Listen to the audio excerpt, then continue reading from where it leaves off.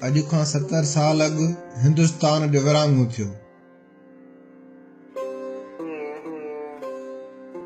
दुनिया जे ॻोल्हे ते ॿ नवां मुल्क पाकिस्तान ऐं हिंदुस्तान वजूद में आया। पाकिस्तान जी आज़ादीअ खां अॻु गॾियल हिंदुस्तान जे पंजाब, राजस्थान, गुजरात, मद्रास, काठियावाड़ ऐं हैदराबाद दखन समेत केतिरनि ई इलाइक़नि में कारो ॾुकार आयल हो।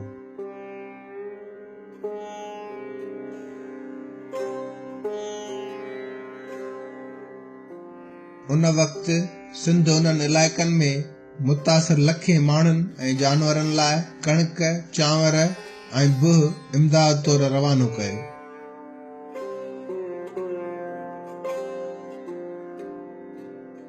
हिंदुस्तान जे विरहाङे खां 8 ॾींहं अॻु यानी 6 अगस्त 1947 ते डॉन पारां सिंध जे ख़ैर सगालीअ वारे जज़्बो जे उनवान सां हिकु एडिटोरियल लिखियो।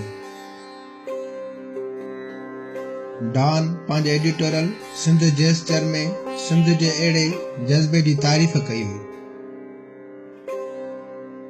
तोड़े जो उन वक़्त सिंध बि अंग्रेज़नि जी ग़ुलामीअ हेठि हुई, पर तंहिं बावजूद बि सिंध जी ख़ुशहालीअ जी हाक ॾेहां ॾेह मशहूर हुई। ॿिया सूबा सिंध जे इमदाद ते पलजंदा हुआ। ओचितो सिंध जी ख़ुशहालीअ खे को नांग सरापे वियो।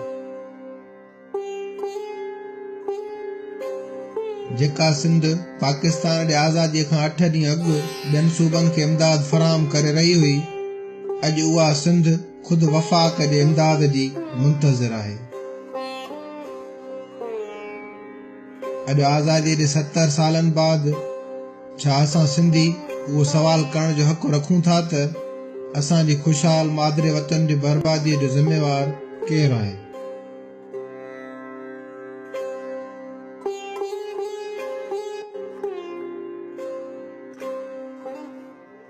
छा असां सिंधी पाकिस्तान में इन लाइ शामिल थिया हुआसीं जो असांजी ख़ुशहाली ऐं वसीलनि सां मालामाल धरतीअ जो इस्तेहसाल कयो वञे?